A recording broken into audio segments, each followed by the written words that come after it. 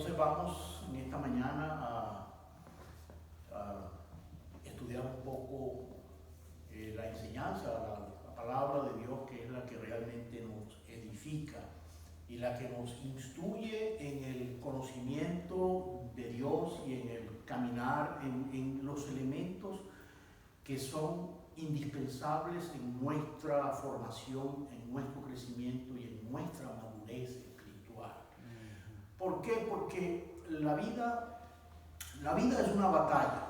La vida cristiana es una batalla plus, es una batalla como más difícil, porque estamos en un mundo que va en contra la corriente de muchos de los principios y de las enseñanzas que tenemos en la palabra. Entonces, la vida espiritual sin una verdadera formación, sin una verdadera relación con Dios, mire, es bien difícil.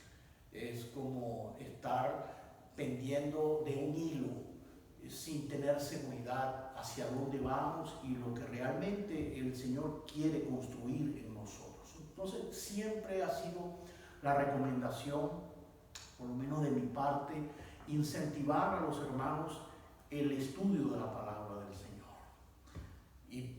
Y no porque desde el punto de vista de instrucción o de un simple conocimiento más añadido a todo lo que podemos saber, sino a la necesidad de depender de esa palabra que sabemos que es la palabra del Señor. La palabra de Dios es la que nos alimenta, es la que nos nutre, es la que nos da todos los nutrientes, todo lo necesario en nuestra formación y en nuestro crecimiento espiritual.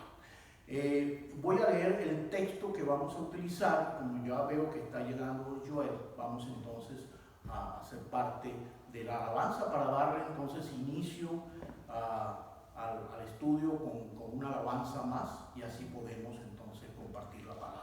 En Génesis capítulo 3 voy a establecer mi enseñanza en esta mañana. 2 versículos. Génesis 3, verso 7 y verso 21. Y dice así la palabra del Señor: entonces fueron abiertos los ojos de ambos y conocieron que estaban desnudos. Entonces cosieron hojas de higuera y se hicieron delantales. Y después dice el 21: y Jehová Dios hizo al hombre y a su mujer túnicas de pieles y los vistió. Entonces, esa es la base en la que vamos entonces a desarrollar la enseñanza. Pero antes vamos entonces a tener una participación más de alabanza.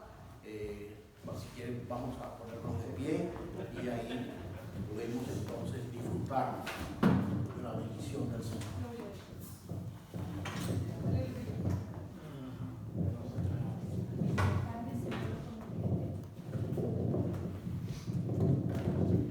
Gloria a Dios. Te exaltaré, mi Dios, mi Rey.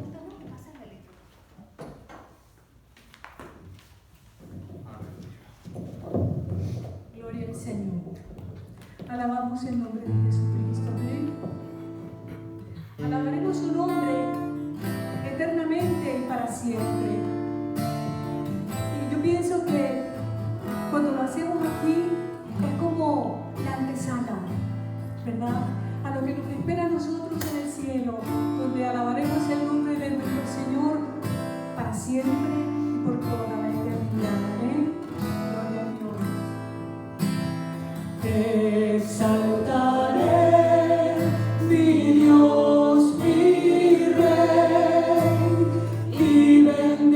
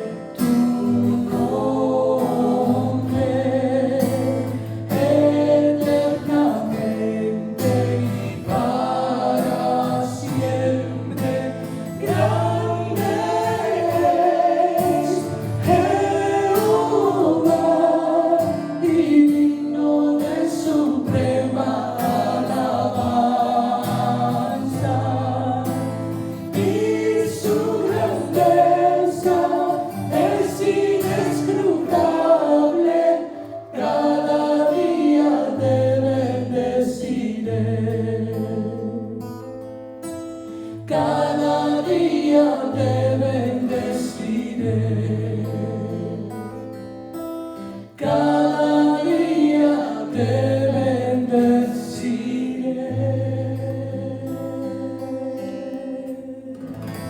Amén. Aleluya. Gloria a Dios. Gracias, Señor. Ok. Gracias por venir. Gloria a Dios.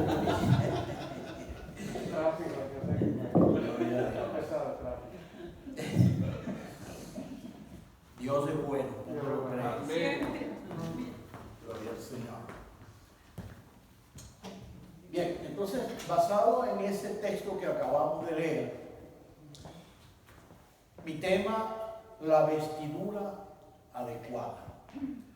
Repito los textos, son bien cortitos. Entonces fueron abiertos los ojos de ambos. Y por supuesto, sabemos a quién se está refiriendo, ¿verdad? A Adán y a Eva. Y conocieron que estaban desnudos. Entonces cosieron hojas de higuera y se hicieron delantales. Y dice el 21 de ese mismo capítulo 3, y Jehová Dios hizo al hombre y a su mujer túnicas de pieles y los vistió. La vestidura adecuada. Cuando hablamos de vestiduras o las vestiduras del hombre, tendríamos que remontarnos ciertamente al principio de la vida humana, porque ahí es donde está reflejado en este primer documento, en el libro de Génesis, cuando el hombre entonces tuvo que ser cubierto ante una nueva realidad que estaba experimentando.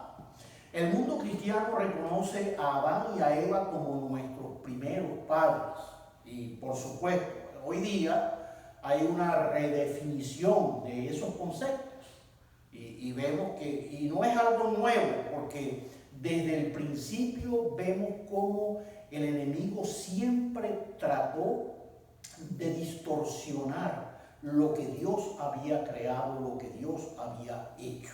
Y cuando hablo de redefinición en nuestro tiempo, bueno, estamos hablando de eso que hoy día se discute tanto y que ya es voz populi en todas partes acerca del asunto de género.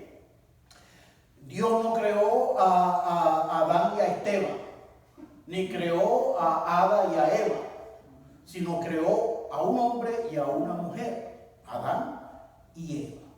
La cristiandad reconoce la historia de la caída del hombre y eso es parte de la esencia fundamental de nuestras convicciones como cristianos.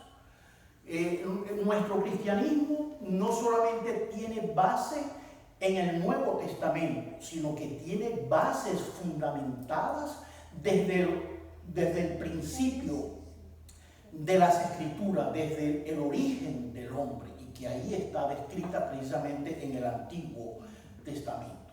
El libro de Génesis nos relata entonces cómo la tentación dio origen al pecado.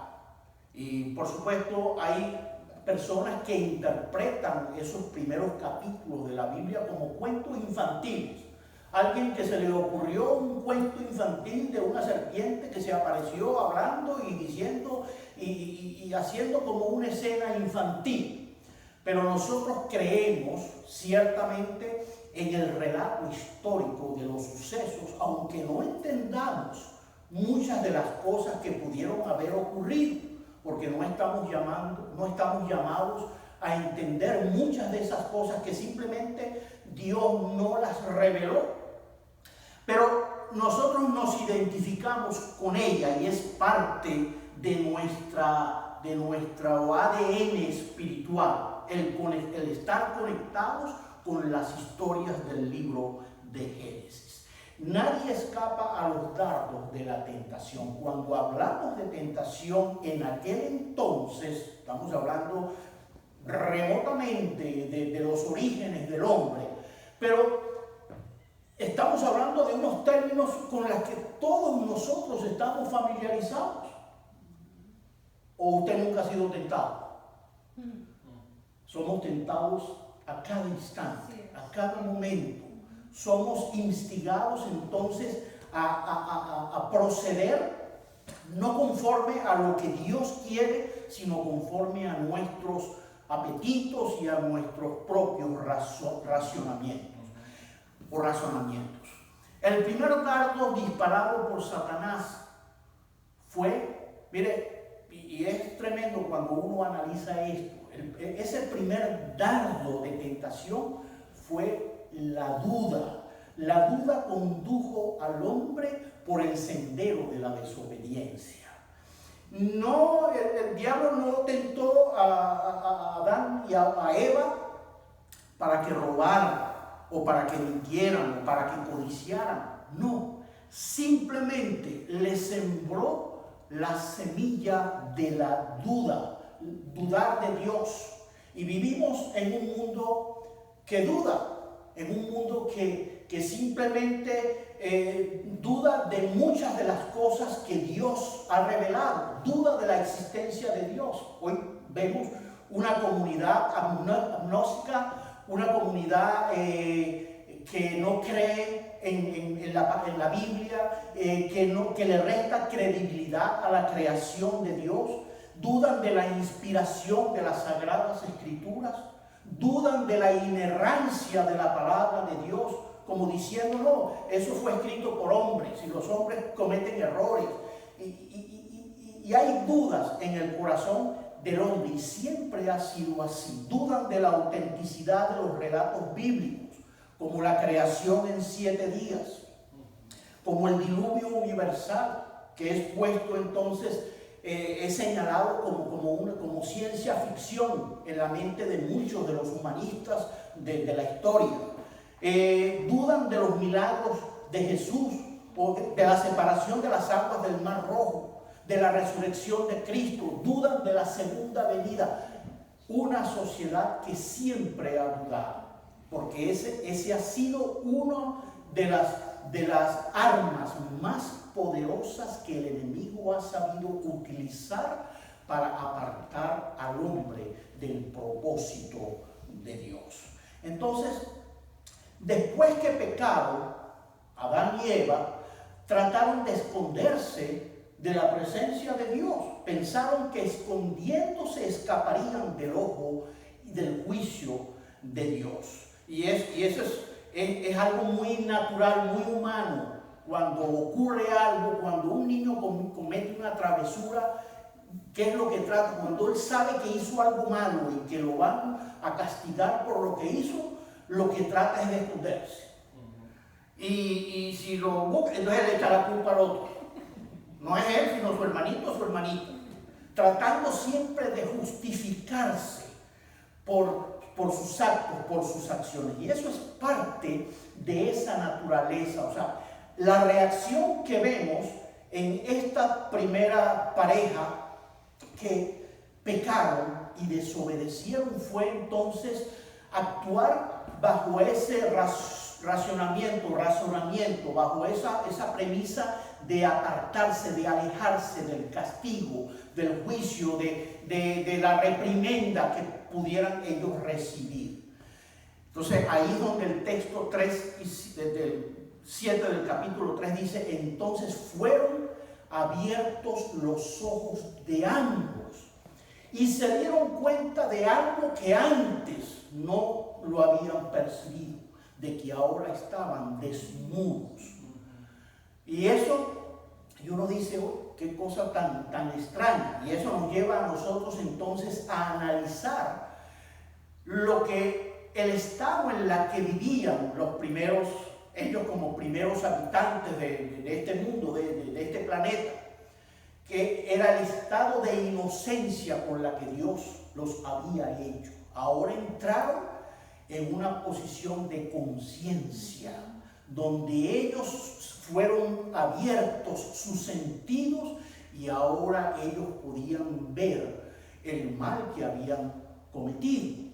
Salieron del estado de inocencia. Por eso cuando uno ve a los bebés, a los niños chiquitos, no hay, mire, yo me regocijo, estando con los nietos, de ver su inocencia. Son traviesos, pero su travesura en un estado de inocencia, ¿verdad? Es una mente limpia, una mente donde no hay maldad, todo lo creen. Cualquier cosa que yo les digo, ellos lo creen.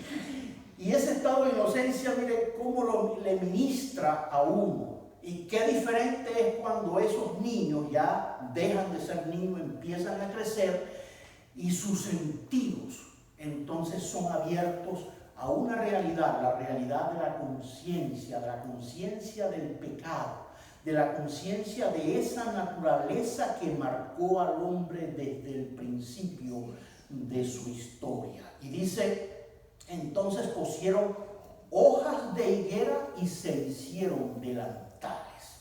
Las vestiduras de hojas de higuera.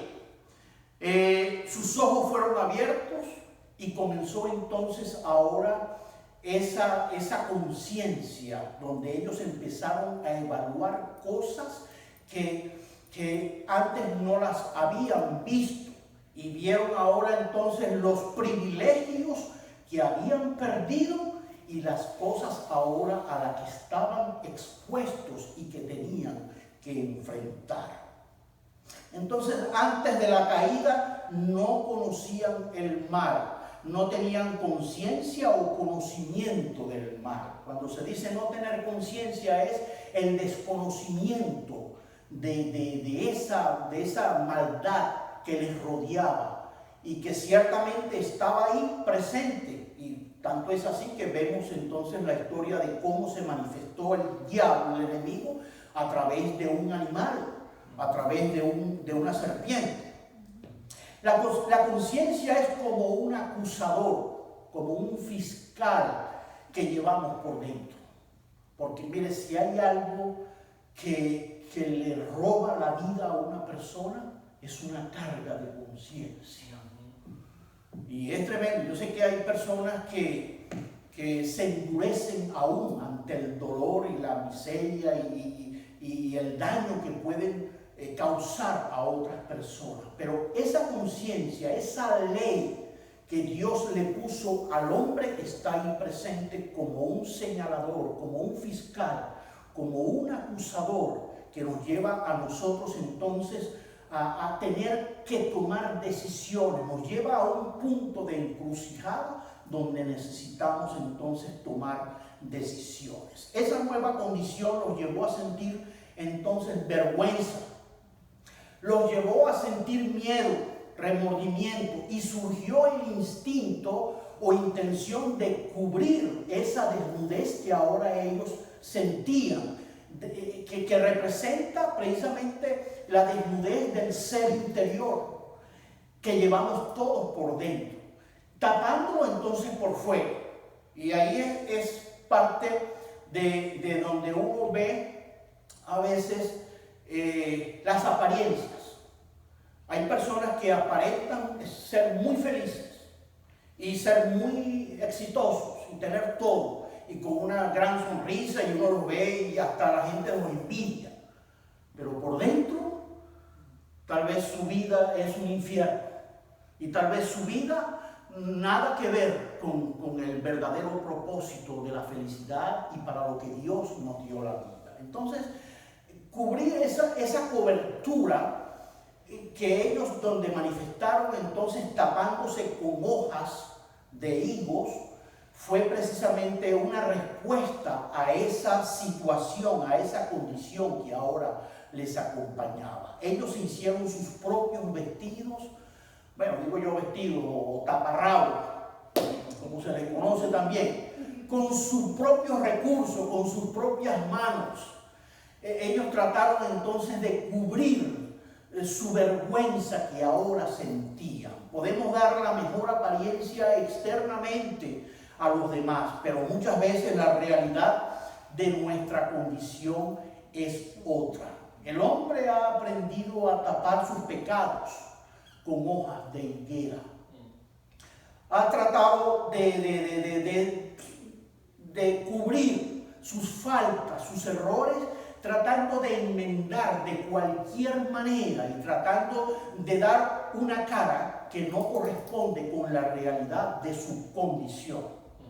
Y aunque el hombre trate de ocultarse de esa realidad, hay un ojo escrutador que todo lo sabe, que todo lo ve y que todo lo conoce. Y esa es precisamente la revelación del Señor en el libro de Génesis. Porque cuando el Señor les pregunta dónde están,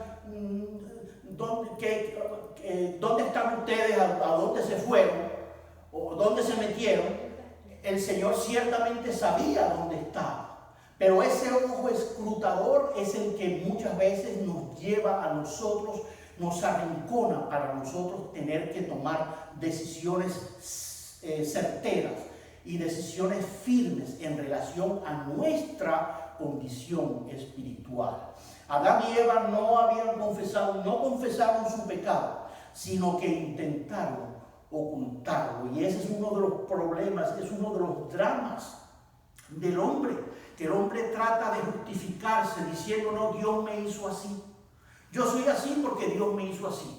Yo soy grosero porque mi familia toda fue grosera y soy mal hablado y soy mal geniado porque así me hizo Dios. Y tratan de justificarse sin mirar realmente su realidad y su condición, su triste condición que los lleva a vivir de la manera que viven.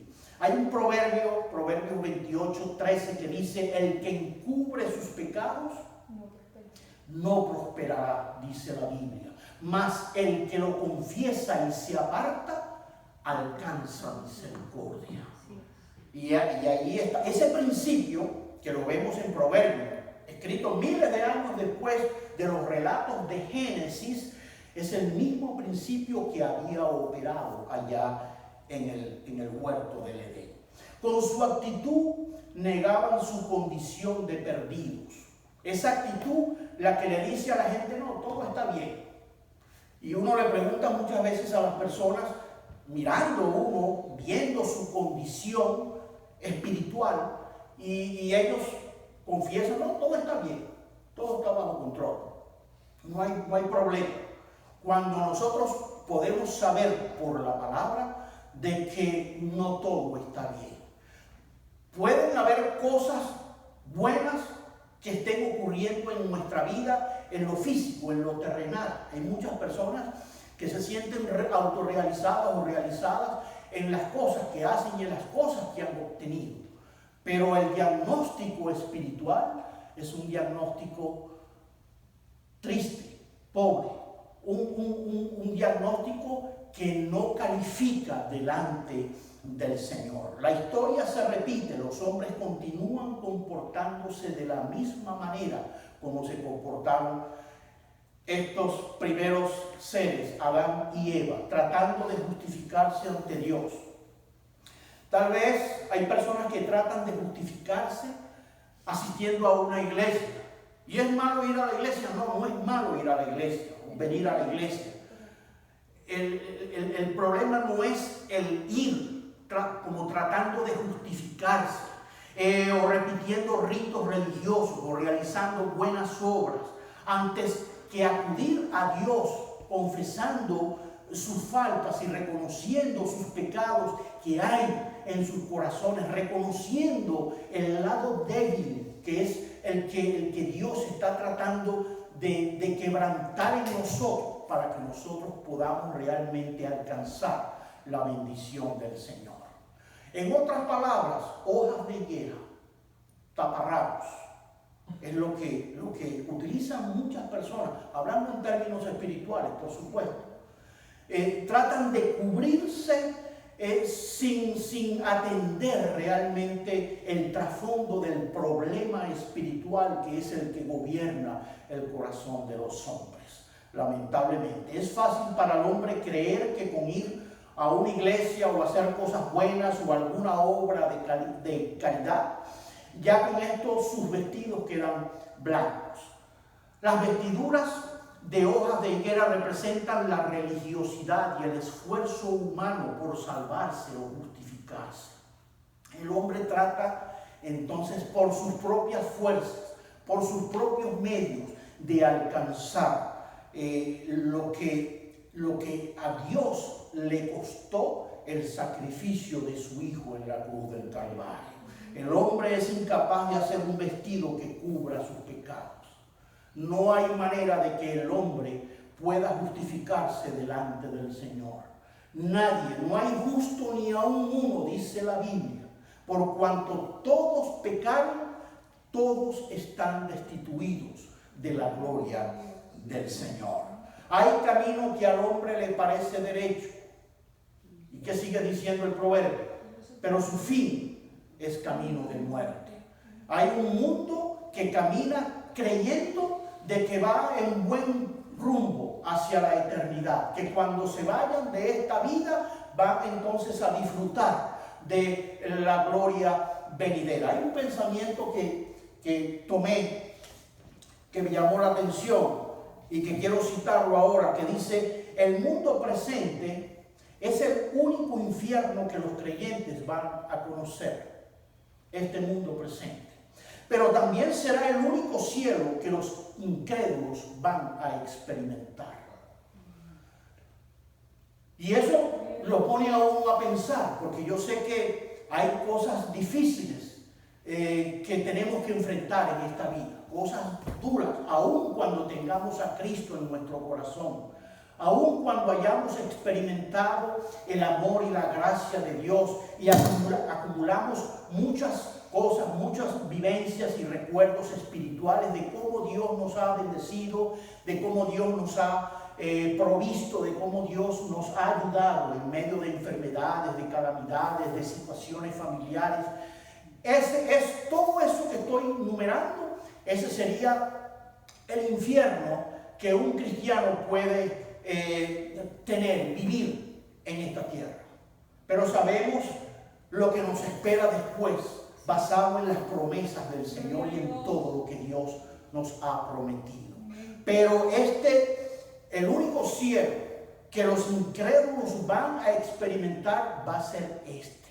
Y por supuesto hay gente que se vanagloria de la vida que tienen, ¿verdad? De las cosas buenas, gente próspera, gente que pareciera que todo le sale bien. Al impío pareciera que muchas de las cosas le salen bien, y a veces uno que está orando, que está buscando, y pareciera que todo es como contradictorio. Bueno, esas victorias del incrédulo, ese será su cielo, el único cielo que van a conocer aquí en esta tierra.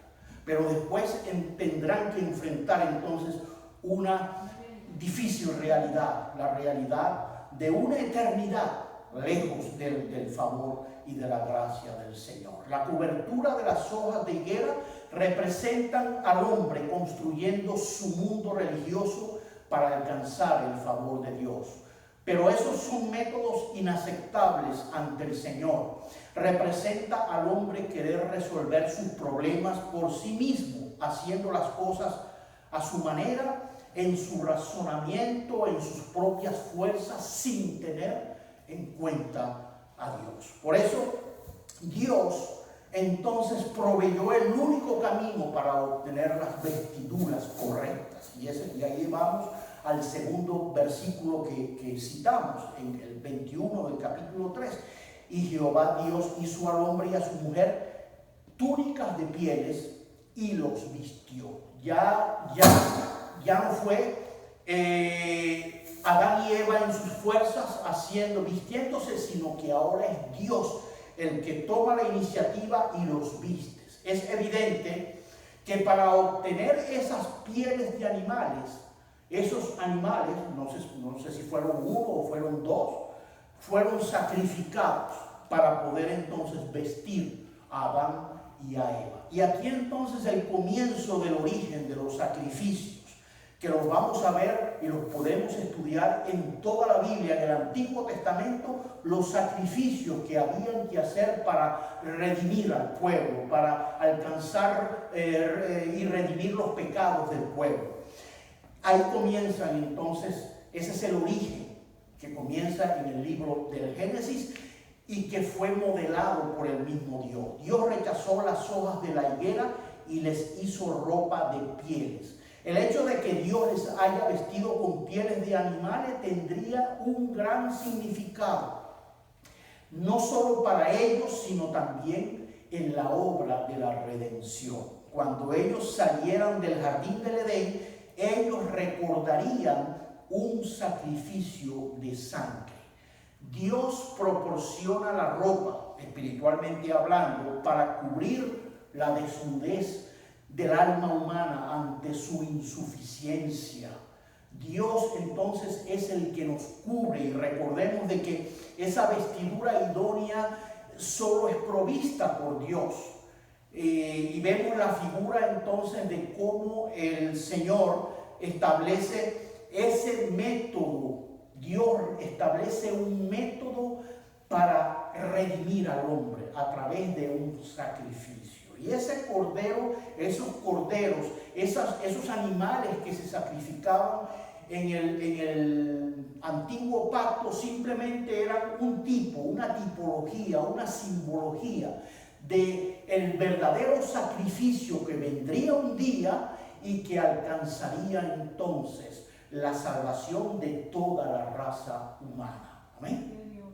Bendito el Señor. Dice Isaías 61:10: en gran manera me gozaré en Jehová, mi alma se alegrará en mi Dios, porque me vistió con vestiduras de salvación, me rodeó de manto de justicia, como a novio me atavió y como a novia adornada con sus joyas. Esa vestidura de piel representa entonces ¿qué? La misericordia del Señor, la misericordia de Dios. Y tuvo que haber entonces un sacrificio de sangre para dar esa cobertura a esa nueva condición pecaminosa que había en el hombre. Dice Hebreos 9:22: y casi todo es purificado según la ley con sangre, y sin derramamiento de sangre no hay remisión de pecados. O sea, eso fue lo que Dios estableció. Yo sé que a veces es un poco incomprensible, o sea, el método que Dios escogió para la redención. Cuando vemos el escenario, yo recuerdo cuando presentaron la película de la Pasión de Jesús, ¿verdad? Que fue inclusive hasta vetada en muchos países porque era demasiado fuerte, demasiado sangrienta. Pero esa fue la realidad de lo que ocurrió. Y ese método que el Señor estableció para alcanzar, para redimir al hombre, fue un método que Dios lo aplicó desde el principio. Por eso esa cobertura, esa vestidura que Dios le da a Adán y a Eva con pieles de animales, representó entonces ese sacrificio que algún día se haría entonces no solamente en beneficio de dos personas, sino de toda la humanidad en la persona de Cristo Jesús. Y bendito sea el Señor por eso, porque en el plan de redención era necesario el sustituto, de que alguien fuera suplantado por mi condición y por mi pecado, porque de eso se trata el plan de redención. Fuimos justificados en el sacrificio de otra persona en nuestro lugar. Alguien se sacrificó por mis culpas, por mis pecados, y de ahí entonces el cordero inmolado. Dice Juan 1:29, el siguiente día vio Juan a Jesús que venía a él y dijo: he aquí el Cordero de Dios que quita el pecado del mundo, haciendo alusión al Cordero perfecto, al Cordero que sería sacrificado de una vez y para siempre. Ya no habría más sacrificio, porque el cumplimiento de todo lo que había sido profetizado ahora se materializaba en la vida de Jesucristo. Y cuando Juan el Bautista lo ve y que Dios le permite tener esa visión de una paloma descender sobre la humanidad de Jesús, Juan pudo entender: este es el Cordero definitivo, donde ya no habrá más sacrificio que realizar, donde ya no habrá más nada que hacer, y que será entonces el que Dios utilizará para reconciliar al hombre con Dios. En Apocalipsis 3:5, ya para finalizar, estoy terminando, nos encontramos con otro tipo de vestiduras, las vestiduras blancas, de la cual habla Apocalipsis 3:5, que dice: el que venciere será vestido de vestiduras blancas. Aleluya. Y no borraré su nombre del libro de la vida, y confesaré su nombre delante de mi Padre y delante de sus ángeles. Aleluya. Bendito sea el Gloria Señor a para Dios. siempre. Entonces podemos ver los tres escenarios.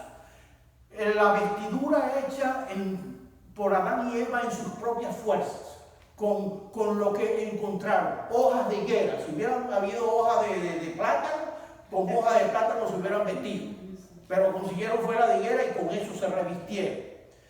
Vemos entonces cómo Dios procede ante un plan magistral que Dios había ya ideado, creado, para la redención del hombre que se había apartado, cubriéndolo con pieles, pero fue una labor que vino de la mano de Dios. Y la promesa que nos da ahora de unas vestiduras, las vestiduras que estamos anhelando, que estamos deseando, Aleluya. que queremos ver algún día sobre nuestra humanidad, como son las vestiduras blancas de la cual habla la palabra del Señor. Son un símbolo espiritual de pureza y santidad para aquellos que hemos rendido nuestras vidas delante del Señor. Aleluya. Aleluya. Esa promesa se cumplirá.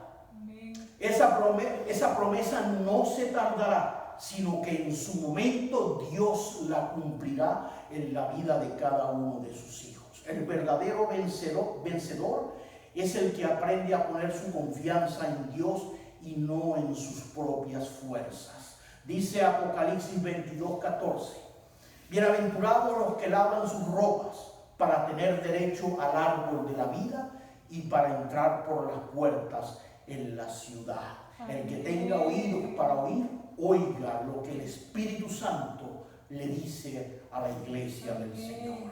Eclesiastés 9:8 dice: en todo tiempo sean blancos tus vestidos y nunca falte ungüento sobre tu cabeza. Bendito el Señor. Podemos preguntar: ¿con qué clase de vestiduras nos estamos cubriendo? ¿Con qué clase de vestido nos estamos vistiendo? ¿Cómo estamos?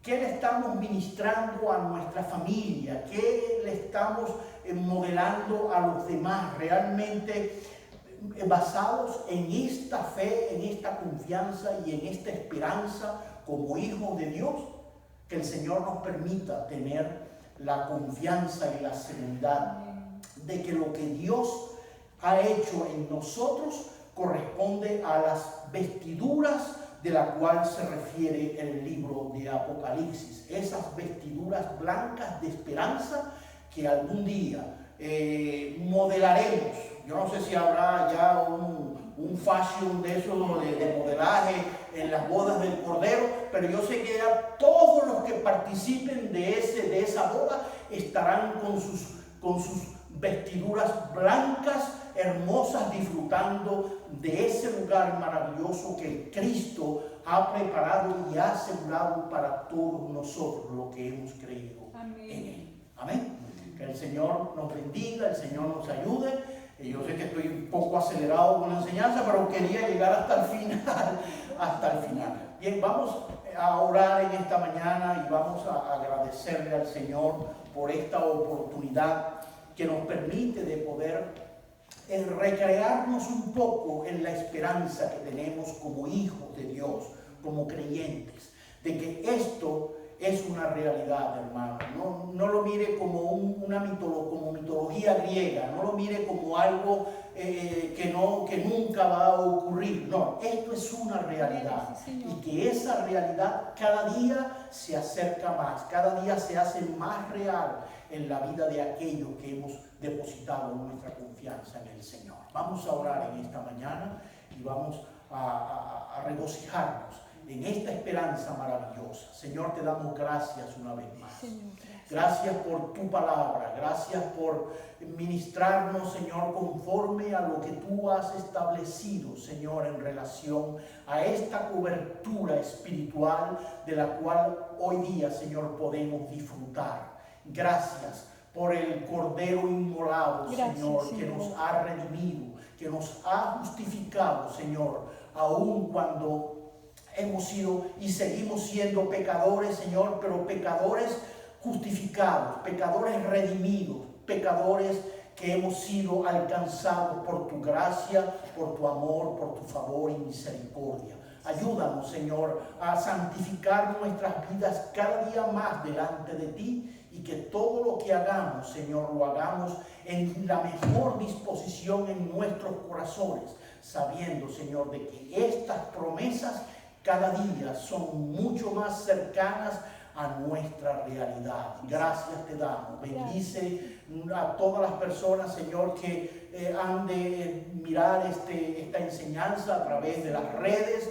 Bendice, Señor, cada corazón. Alcanza a aquel que todavía no ha rendido su vida delante de ti, Señor. Y permite, oh Dios, que también puedan tener la esperanza en sus corazones de todo lo que tu palabra nos enseña. Y todo esto te lo pedimos, agradeciéndotelo como siempre lo hacemos, Señor, en el nombre bendito de Jesucristo, a quien damos la gloria por siempre. Amén. Aleluya.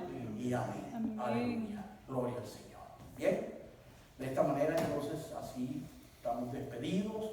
Dios les bendiga, Dios les guarde y será entonces hasta nuestra próxima reunión. Bendiciones para todos.